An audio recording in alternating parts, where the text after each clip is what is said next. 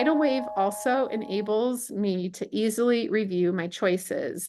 Up at the top where it's being circled, you can see that you can share or print or even analyze that list that you have made.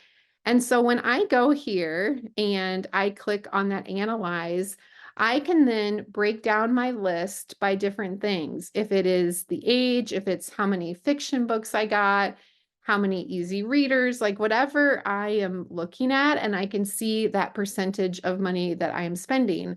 So this is a nice thing to be able to do, to just really look at those topics a little bit closer. Some of the books even had, a little thing that I might already have that book in my collection. And so in the title check matching, you're able to see what you already own, or maybe books that are even similar to things that you already own. Or if you have a book, and I find this helpful because I have so many lists, I might have an item in another save list too. And so make sure you're checking that, because that will really help you too. So you're not like duplicating books that you might already have in your library.